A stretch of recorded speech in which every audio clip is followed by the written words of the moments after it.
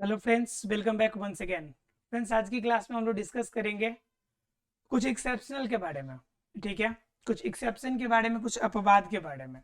Exception का मतलब होता है कि अपवाद, मतलब ऐसी चीजें जो किसी रूल रेगुलेशन को फॉलो नहीं करती हो। ठीक है, तो आज की क्लास में हम लोग एक्सेप्शन के बारे में जानेंगे। और एक्सेप्शन किस चीज की एक्सेप्शन? तो नरेशन की। नरेशन अर्थात कि डायरेक्ट टू इनडायरेक्ट स्पीच जो हम लोग चेंज करते हैं, इसके अंदर जो एक्सेप्शन आते हैं, इस अपवाद को हम लोग जानने की कोशिश करते हैं कि एक्सेप्शनल केस कैसे है और उस एक्सेप्शनल केस में यूज कैसे करना है आपको। ठीक है, इन एक्सेप्शन के बारे में थोड़ा सा जानेंगे। अभी तक हम लोगों ने पढ़ा था, जो रूल था वह change of person, change of person. दूसरा आपका change of tense. Okay, change of person, और दूसरा क्या है? चेंज ऑफ टेंस है। अब जरा गौर से समझिए एक बार कि चेंज ऑफ पर्सन और चेंज ऑफ टेंस जो दोनों चीजें हैं, इस दोनों चीजों में आप लोगों ने अभी तक पढ़ा था कि पर्सन चेंज कर ले, टेंस चेंज कर ले।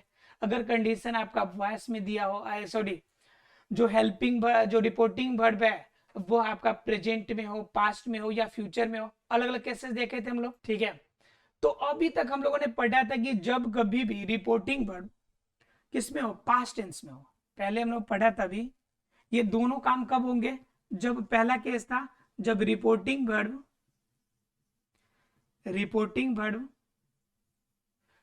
पास्ट टेंस में हो, राइट। तो यह पास्ट टेंस में होने पर हमें सारे काम करते थे, अर्थात कि चेंज ऑफ पर्सन हो या चेंज ऑफ टेंस हो, इन दोनों क्रियाओं को हम करते थे। क्लियर है? अब ये कंफर्म हो गया कि चेंज ऑफ पर्सन है, चेंज ऑफ टेंस हम लोग करते हैं। लेकिन जरा एक बार बात कीजिए, एक बार जरा समझने की कोशिश कीजिए कि रिपोर्टिंग वर्ब में अगर यह पास्ट टेंस में हो तो एक्सेप्शन का मतलब हो गया कि ऐसा केस जब यह पास्ट टेंस में रहे लेकिन फिर भी चेंज ऑफ पर्सन और चेंज ऑफ टेंस के काम नहीं होगा। जरा एक सेंटेंस देखिए, my father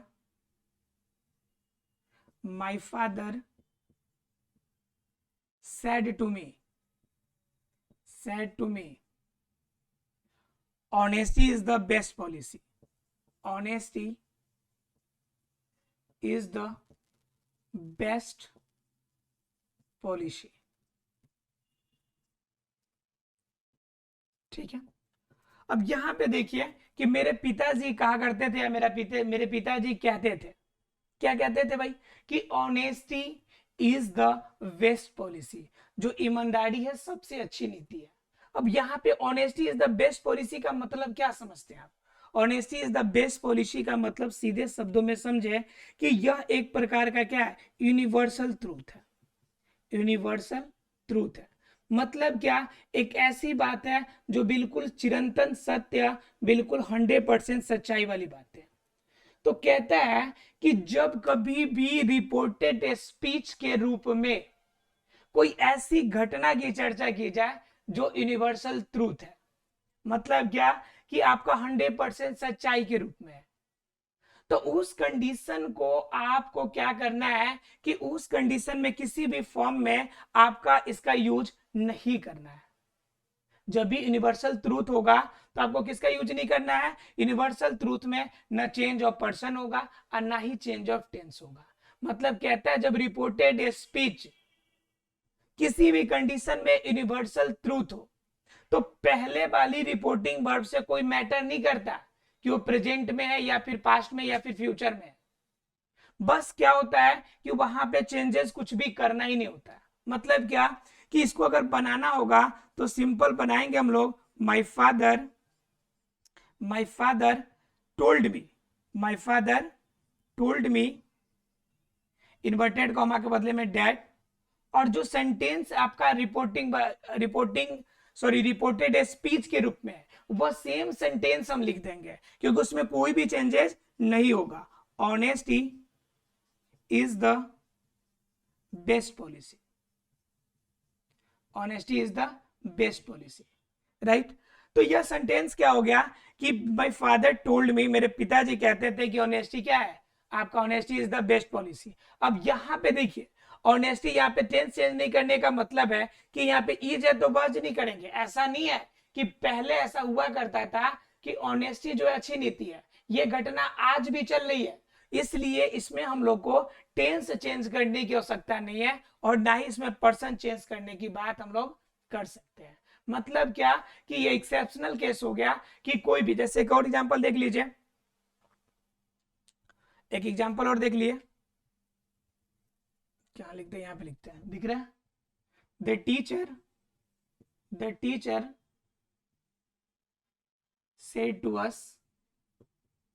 to us earth is round, the earth is round, पृथ्वी गोल है, अर्थ इज राउंड।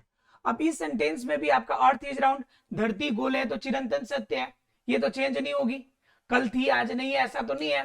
तो इस कंडीशन को भी हम बनाएंगे द टीचर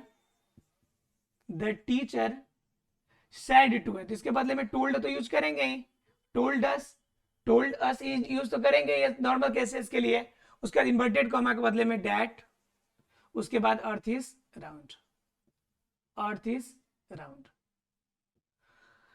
क्लियर है आप लोग को। तो अर्थात कि एक्सेप्शनल केस तब लगेगा जब सेंटेंस क्या हो, यूनिवर्सल ट्रूथ हो। यानी कि आपको अगर लिखना हो तो लिख सकते हैं कि जब रिपोर्टेड स्पीच यूनिवर्सल ट्रूथ हो। जैसे एक सेंटेंस और देख लीजिए, 2 and 2 is 4, या सम ऑफ 2 and 2 is 4, मतलब कि 2 और 2 का योग 4 होते हैं, तो ये भी चिरंतन सत्य है। तो उस कंडीशन में भी आपका सेम रूल लगेगा। मतलब कोई भी ऐसी बातें जो आपकी यथावत रूप से सही है, तो वैसे सेंटेंसेस के लिए हम लोग इसका यूज करेंगे कि उसके अंदर चेंज ऑफ टेंस और चेंज ऑफ पर्सन की हमें करने की आवश्यकता नहीं पड़ेगी। ठीक है, तो हम लोगों ने चेंज ऑफ टेंस देख लिया, चेंज ऑफ पर्सन देख लिया, उसके एक्सेप्शनल को भी देख लिया। अब जरा बात करेंगे change of other parts of speech. ठीक है, टेंस और पर्सन के अलावा बहुत सारे अदर पार्ट्स ऑफ स्पीच आते हैं, जैसे दिस, दैट, देयर, है ना जी, हियर। तो ऐसे सेंटेंसेस को किस में कन्वर्ट करेंगे? तो ऐसे सेंटेंसेस को, ऐसे वर्ड को कन्वर्ट करने का भी तरीका है। ठीक है, इतना ही चेंज नहीं, उस सारे सेंटेंस को भी हम लोग चेंजेस करते हैं। तो जरा आप देख लेते हैं तीसरा केस नरेशन का, थर्ड केस जानेंगे, और उसमें हम लोग क्या जानेंगे, change of other parts of speech, change of other parts of speech, change of other parts of speech.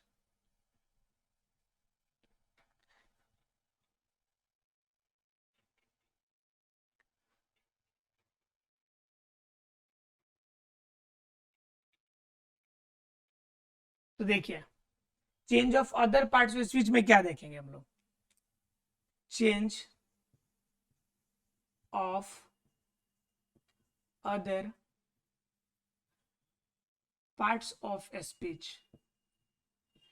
Parts of speech की चर्चा में पीछे कर ली थी, ठीक है, और सबको पता भी होगा कि पार्ट्स ऑफ स्पीच में क्या आते हैं, 8 भाग होते हैं, सबको पता है, noun, pronoun, adjective, adverb, verb, adverb, है ना जी, प्रीपोजिशन, कंजक्शन और इंटरजेक्शन।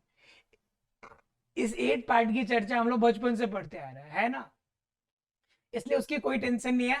वो समझिए कि बस आपको पता है। अब जानना यह है कि सेंटेंसेस में जब अदर पार्ट्स ऑफ स्पीच होंगे तो उसको चेंज कैसे करेंगे। जैसे एग्जांपल देखिए,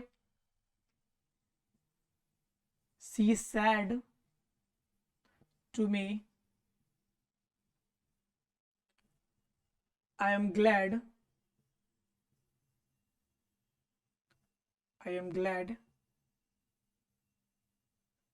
to be here that evening, sorry, this evening, right? कह रहा है she said to me I am glad to be here this evening, आज शाम तुम्हें यहां देखकर मैं क्या हूं, बहुत खुश हूं। किसी किसी के आज आने से आपकी खुशी जो होती है थोड़ी सी बढ़ जाती है ना जी। तो सेम केस इनके लिए भी हो रहा है। तो ये कह रही है शी सैड टू मी, वह मुझसे कही कि तुम्हारे आने से आज का शाम कुछ अलग हो गया, कुछ सुहावना हो गया। तो इसको कैसे बनाएंगे, तो सिंपल बनाएंगे, सी सैड टू जो है वह सिंपल केसेस में टोल्ड के फॉर्म में चेंज होगा, मी आएगा आपका, इन्वर्टेड कॉमा के बदले में डैट का यूज होगा। उसके बाद जब यह सैड टू पास्ट टेंस में है तो पास्ट टेंस के रूल क्या होता है कि चेंज ऑफ टेंस और चेंज ऑफ पर्सन दोनों चेंज होते हैं। तो आई फर्स्ट पर्सन है सब्जेक्ट के अकॉर्डिंग, तो क्या हो जाएगा सी। उसके बाद एम है तो यह चेंज ऑफ टेंस में जाएगा, तो सी के बाद वॉज हो जाएगा ये। Glad to be. अब यहां पे वर्ड दिया हुआ हियर, तो हेयर को जब हेयर तो अदर पार्ट्स ऑफ स्पीच में आ जाएगा, क्योंकि ये तो आपका कैसे देखा जाए तो हेयर किस में चला जाता है प्रीपोजिशन में। तो हेयर जो वर्ड होगा यह चेंज होकर किस में चला जाएगा, ये जितने नजदीक वाले शब्द है वह दूर में बदल जाते हैं और दूर वाले नजदीक में। तो हेयर यहां आने की बात हो रही है और इसका उल्टा दूर जाने की बात करेंगे तो क्या कहेंगे देयर। तो to be there, to be there. और दिस मीन्स यह, दिस मीन्स यह, और इसका उल्टा अगर करेंगे दूर के लिए तो क्या हो जाएगा डैट, देयर, डैट और इवनिंग। बात समझ में आ रही है। मैंने अदर पार्ट्स ऑफ स्पीच में ये चीजें करनी है कि जो चीजें नजदीक है उसको दूर कर देनी है और जो दूर है उसे नजदीक कर देनी है, और इसी फॉर्म को जब चेंज करेंगे तो वो हमारा क्या कहलाता है अदर पार्ट्स ऑफ स्पीच के नाम से जाना जाता है। एक और जरा एग्जांपल देखिए, आप वर्ड्स लिख लीजिए जिन वर्ड को चेंजेस बार बार करने की जरूरत पड़ती है। अगर ये लिख लेंगे तो आपके लिए आसानी हो जाएगा। देखिए लिख लीजिए कुछ पार्ट्स ऑफ स्पीच को चेंज कैसे करेंगे, वो कुछ लिख लेंगे आप लोग वर्ड्स, तो आपके लिए थोड़ा सा क्या हो जाएगा आसान हो जाएगा। देखिए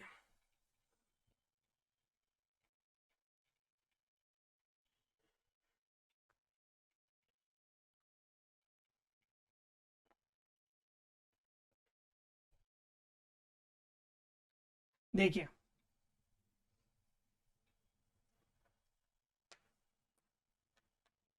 जैसे एग्जांपल में दिस है तो दिस को चेंज किस में करना है डैट में चेंज करना है। अगर वर्ड रहता है दीज तो बताइए दीज को किस में चेंज करते हैं आप दोज में चेंज कर देते हैं। अगर नाउ रहता है तो, नाउ रहता है तो देन कर लेते हैं, किसमें कन्वर्ट कर लेते हैं देन में, नाउ का देन हो गया।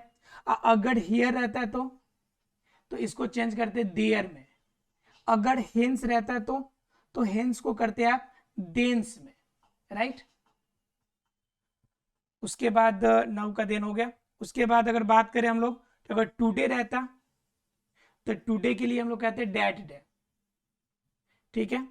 उसके बाद अगर रहता क्या डैट डे, ठीक है। अगर रहता एस्टरडे, ये देखिए ये एस्टरडे जो वर्ड है ना, ऐसे वर्ड आपका जनरली बहुत कंफ्यूज करते हैं कि ऐसे कैसे। तो इसके लिए हम कर लेंगे द प्रीवियस डे। क्या कर लेंगे यूज द प्रीवियस डे यानी पिछला दिन। अगर इसी में रहता है टुमारो, क्या रहता है टुमारो, तो टुमारो के लिए क्या हो जाएगा द नेक्स्ट डे, क्या हो जाएगा द नेक्स्ट डे, राइट। तो इस तरह से आप चेंजेस कर लेंगे, जहां पे वर्ड आपको मिले उसके अकॉर्डिंग आप यूज करके change of other parts of speech का भी यूज कर सकते हैं। इसके लिए क्या करना पड़ेगा, बहुत सारे क्वेश्चंस की प्रैक्टिस करनी पड़ेगी। जितना क्वेश्चन प्रैक्टिस करेंगे उतना आपके लिए बेटर होगा। मिलते हैं अगले क्लास में अगले टॉपिक के साथ, तब तक के लिए thank you very much friends.